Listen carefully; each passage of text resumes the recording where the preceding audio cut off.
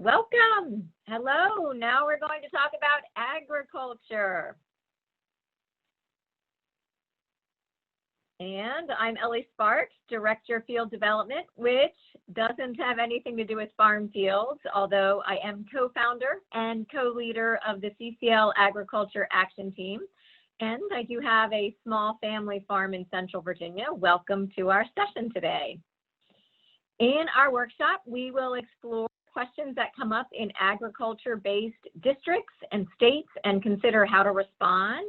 If you stick around to the end, you will hear some good news from the Senate. So let's jump right into questions. I want to know, what questions have you heard in meetings with members of Congress or their staff related to agriculture? So using the chat, if you would enter those questions that you have heard or that you think you might hear in meetings. We want to know what you're hearing. So please respond in the chat. What are you hearing?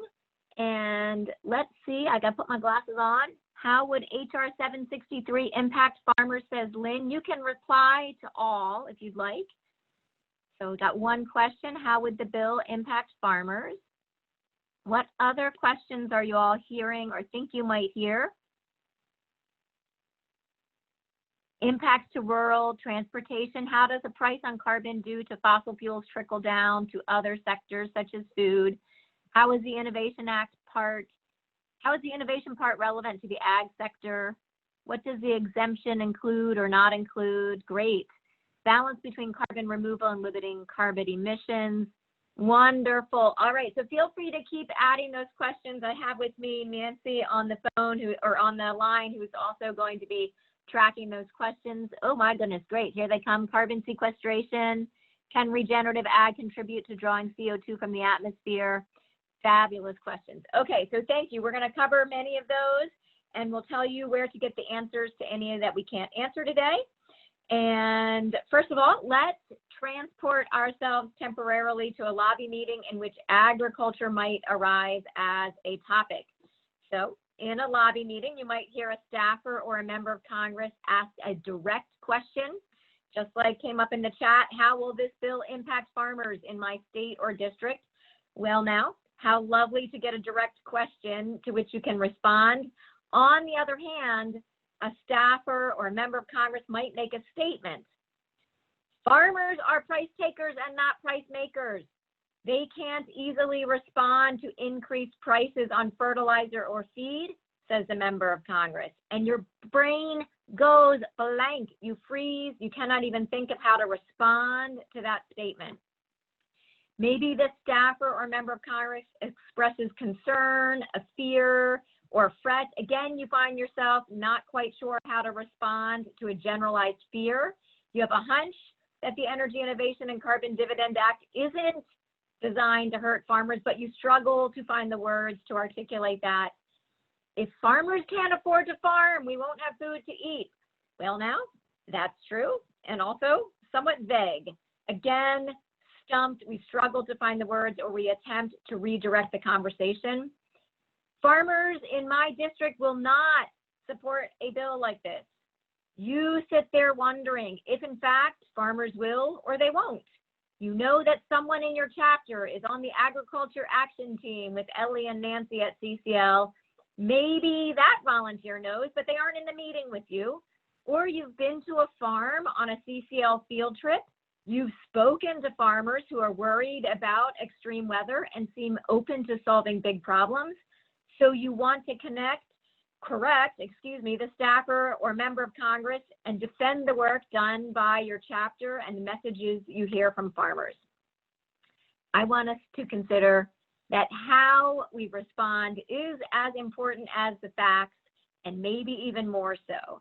Because when a member of Congress or a staff member makes any of those statements or asks that first question or any of the questions you've brought up in the chat, they have attempted to give you something. They have given you their thoughts, their concerns, their values and worries. This is a gift. Receive that gift before you offer one in return.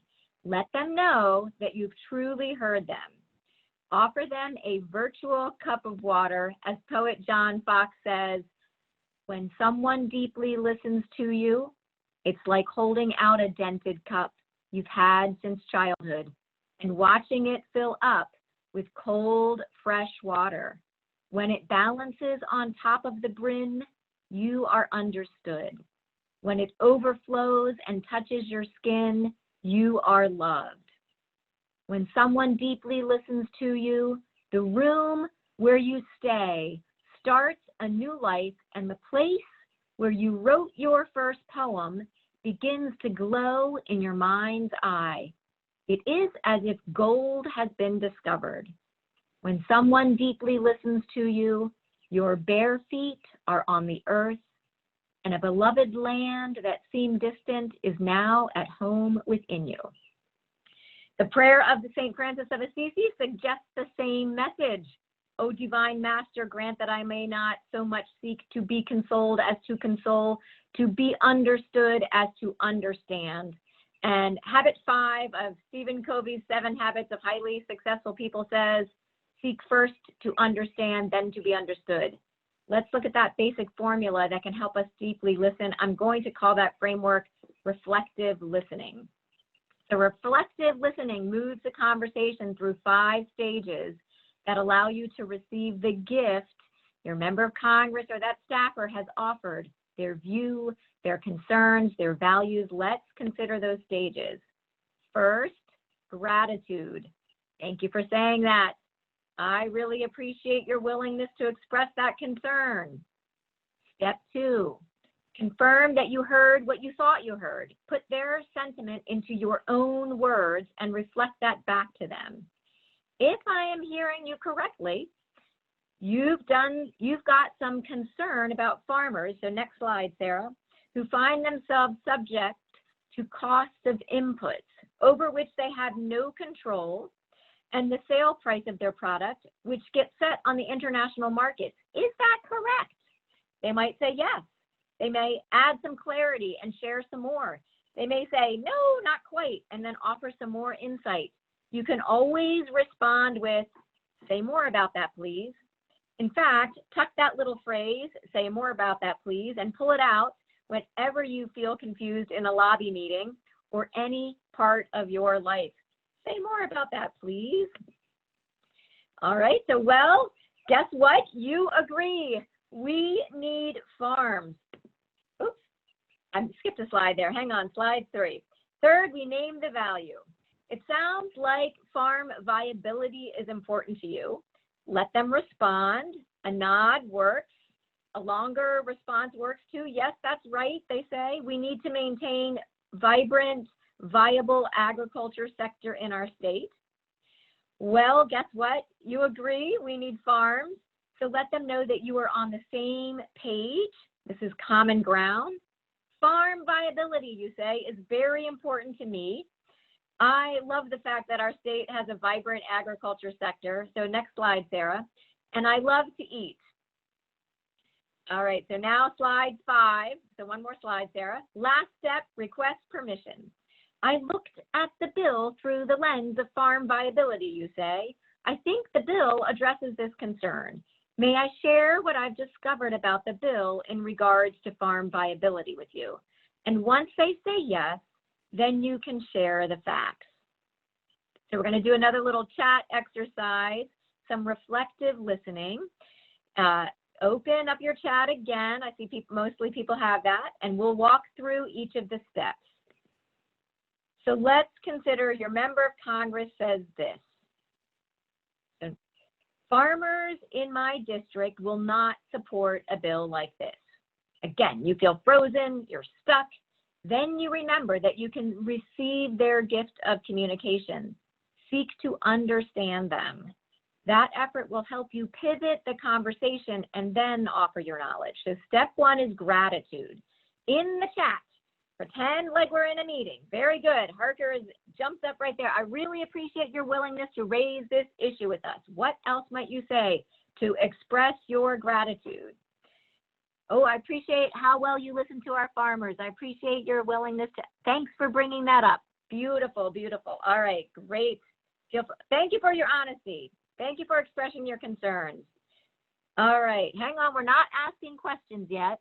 We're first saying thank you. The very first step is thank you for bringing that up. We've heard that before. That's another nice way to say that. All right, so now we're going to move a little bit more. We're going to confirm what we heard. So they said something, we said thank you, and now we're going to say it sounds like you are concerned about what farmers think about this bill.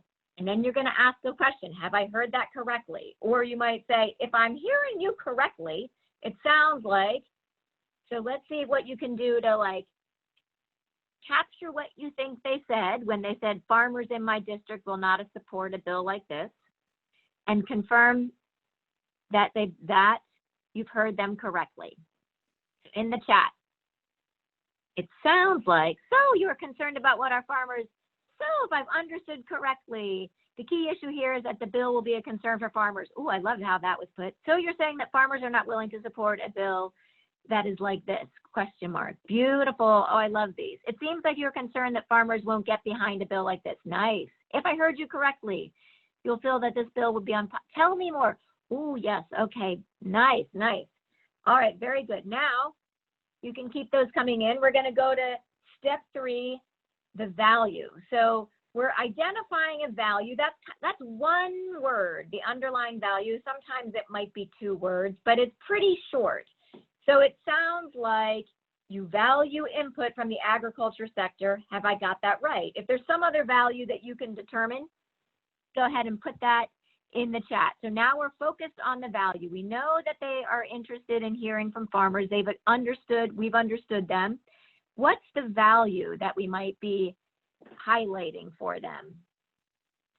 Input, it might be a value. If I understand your thinking of the farmers who do not find, yep, are you, okay. Whoop, whoop. I agree. I get that you're concerned about farmers. So are we. That's right. You value farmers' opinions. That sounds good. If I hear you correctly, you feel that farmers might not benefit. Value is farmers' well-being. That's what we're looking for. What is the value? So we've gotten confirmation on what they're saying. We want to name a value. Farmers' well-being, farm viability, livelihood, involvement of constituents. Wonderful. Farmers are important. Yes. Okay, good. So then we share that value. So this is where we say, it's important to us at CCL. It's important to me personally. Whatever it is, the value that you've named it, that they said, yes, farmers are important to me, and farm viability is important, and constituent involvement when I make decisions. We value that too. So really pretty much step 4 is we value that too, whatever the value is. At CCL, we agree that farmers should be able to benefit from this. You are concerned that the bill might, okay, yes, we too. This is where we also us, we agree. This is where we say we agree. Farmers are important. Nice. All right. We agree. Farmers' viability is also important to us. Nice. Very good. All right. So last, this is the question. We ask a question again. May I share what I learned? May I tell you what we're doing to involve the ag sector? Would you like to hear how constituents are involved? Would you like to hear what we've heard from farmers? So go ahead and put that some kind of question to ask if you can share what you know. All right, what can people put in the chat for us? Some kind of question, seeking permission. May I share what I hear from my neighbor farmers? Ooh, that's nice. Can I share how we think farmers will benefit? Would you like for me to talk about what farmers, I'd like to tell you about this. Would you like, can I take a moment? May I share? Oh, beautiful, beautiful. So I love it. So it's either like, may I share, or would you like? Beautiful offering. Love it. Very good. All right. A+ for everybody in that group exercise. You all are fabulous group exercise people. No wonder you do great in the lobby meetings. So now let's go on to some of the nuts and bolts to the questions that you brought up, because of course, if you're going to share what you know, it'd be nice to know what you know so you can answer the questions that you discern. So let's go to that next slide. Oops, I jumped on ahead of there. Okay, so we're going to look at 3 questions. Sorry, I got a little excited with the chat there. The 3 questions we're going to look at is, how does the bill impact agriculture long term? What about farm fuel and non-fuel greenhouse gases in the bill? And what is CCL doing to involve the ag sector? All right, so here we go. Agricultural economists at Iowa State University examined the question of how the bill will impact farmers. In their models, with the carbon fee set at $15 per ton of CO2, they found that farmers would see a maximum of a 1.8% decrease in their net returns, i.e. the price they receive minus the cost. In year 10, with a price of $105 per ton of CO2, it would go up to a maximum of 8.1% decrease in their net returns. But the amount of decrease depends on the crop. Since wheat, oats, and corn use the most fertilizer, they increase costs more than do soybeans and peanuts, which have bacteria in their roots that can make their own fertilizer. So what about livestock? Since the commodity prices of corn do increase slightly by year 10, the model found that retail prices of beef, pork, and chicken increase slightly by less than 0.45%. All right, next slide. But the whole point of a carbon price is to move fossil fuel intensive industries away from emitting carbon dioxide and other greenhouse gases. So fertilizer manufacturers may start capturing carbon dioxide for which they would receive a rebate. Or as in a plant being built in Texas right now, they may stop using natural gas as the source of hydrogen needed to make ammonia fertilizer. The Texas plant will get pure hydrogen that was made as a byproduct of manufacturing other chemicals in a nearby plant. That plant currently burns off the hydrogen. Also, there are ways farmers can decrease the amount of fertilizer they use, or at least the amount of fertilizer per yield. One way is through precision agriculture, where they place a little fertilizer right where it will be used when it is needed. Another way is through practices that increase soil health, no-till and reduced till, cover crops, and diverse crop rotations. By building up organic matter in their fields, farmers essentially have slow-release fertilizer already there. We in the Agriculture Action Team are working on ways to reward farmers for making those changes, since increased organic matter is increased carbon in the soil rather than in the atmosphere. Now, the Energy Innovation and Carbon Dividend Act has 2 exemptions, one for agriculture and the other for military. The one for agriculture exempts on-farm fossil fuel use. It makes use of a federal program that already excludes regular taxes from the diesel used on the farm, which is dyed red. They call it red diesel. The carbon fee would be excluded as well. For other uses of fossil fuels on the farm, such as natural gas or propane used for drying corn, farmers can get rebates. You may wonder why farmers would be singled out. The premise of the carbon fee and dividend is that businesses can pass on their increased costs as they work to increase energy efficiency and move away from fossil fuels, and most of the consumers at the end will be made whole by the dividend, but that is not an option for many farmers who are considered price takers, not price makers, because their prices are set by the international market. There is another agriculture exemption of sorts. Since HR 763 puts a price on fossil fuels used for emitting purposes, it is by its very nature excludes non-fossil fuel emissions on the farm, like methane from belching cows, manure and rice paddies, and nitric oxide from fertilizer and manure used on fields. The authors of the bill spell this out explicitly in the bill because they want farmers to be clear. This bill pertains only to fossil fuel that is burned. In other words, it is not a cow tax. Now, here's the question that stump many a volunteer. What if you don't have an answer to their question?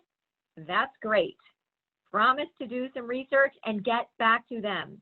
Ask if they want you to call or email with your research or response, and then follow up. Build that relationship. Find out what else they want to learn.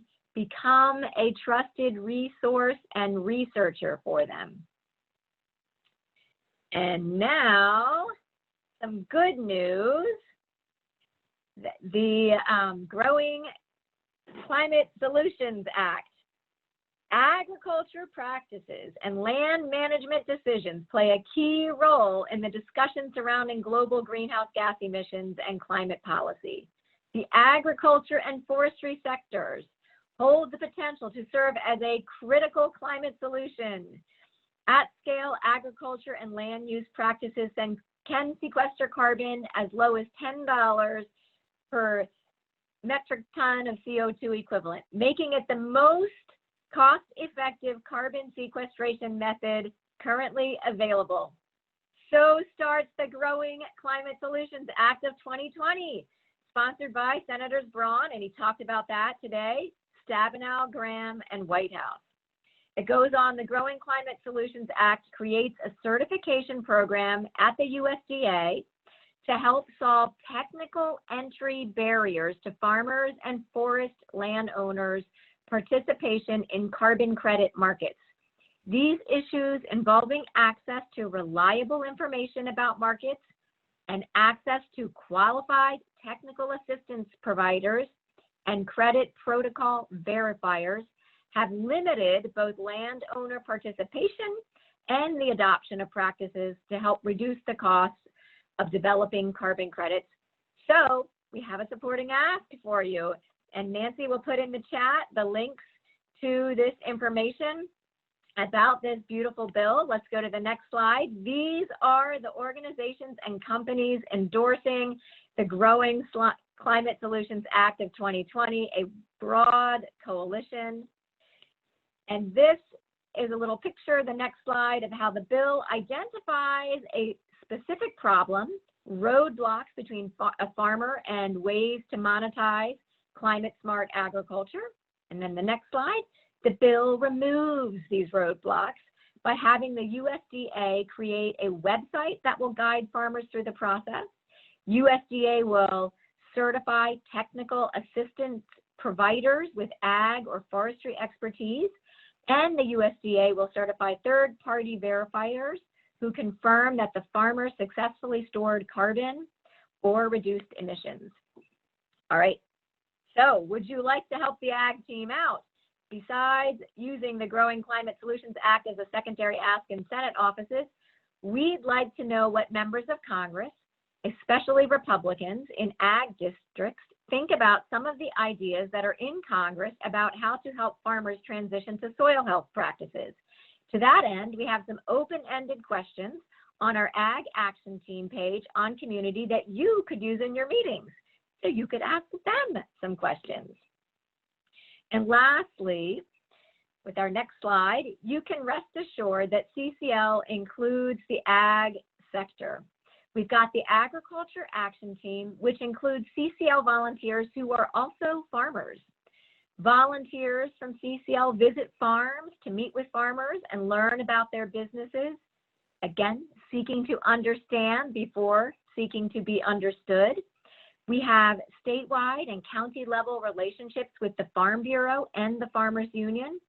We also cultivate national level relationships with national agriculture-based groups. And it looks like we do have some time for questions. So Nancy, if you could unmute yourself, and then any questions that you think that you saw people asking in the chat, which I could not read while I was also talking, maybe you could read those up for us, Nancy, and you and I could answer those together.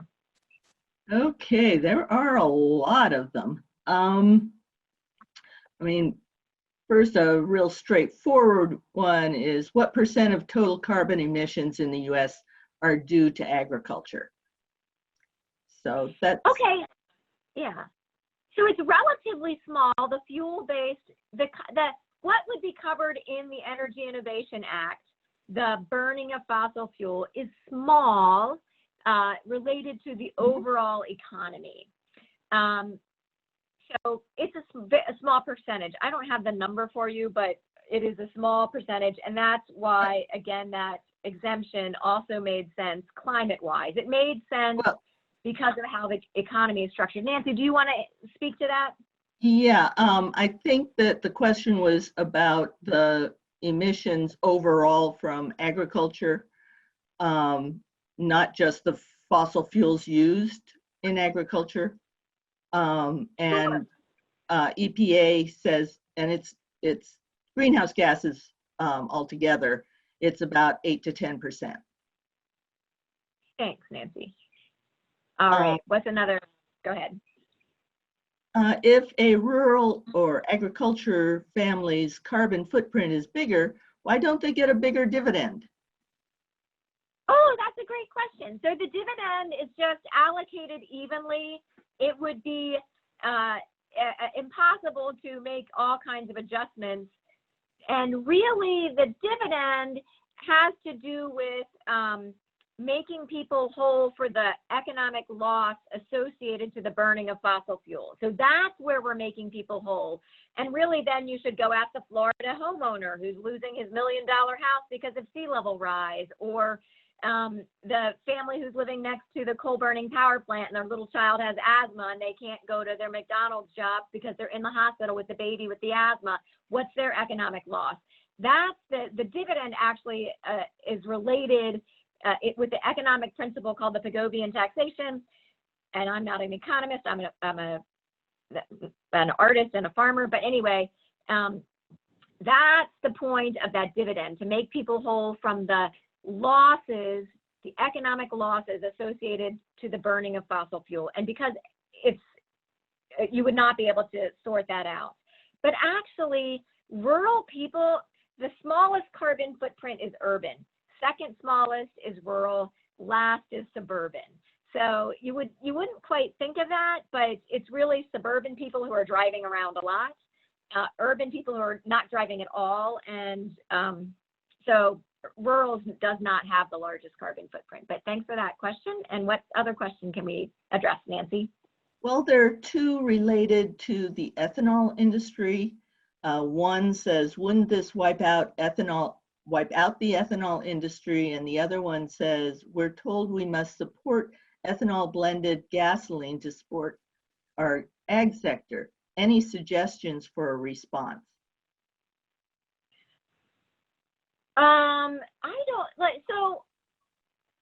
Okay, I'm not expert in ethanol on that, Nancy. Do you have, I can formulate a response there. So, okay, let's practice our reflective listening. So, like, there's the person who's bringing up that question is interested in the farm viability. Again, what are our farmers going to be growing? Currently, a lot of them are growing corn for ethanol. What happens when our economy transitions away from fuel being burned for vehicles? So for the Energy Innovation Act, when we look at the transition in the energy, actually it's coal that decreases, boom, in a decade to almost nothing. Wind replaces it. So wind replaces coal. We see that very clearly when we look at those REMI studies. There will likely need to be other bills that help us wean off of significantly wean off of burning fuel for driving. But that is what we need to do. We need to transition our fleet so that it's electric. We need to decarbonize the electric grid so that our plug-in vehicles are plugging into a decarbonized electric grid. So that's a little bit off, but I think that's a valid question. What do our businesses do? How do they transition?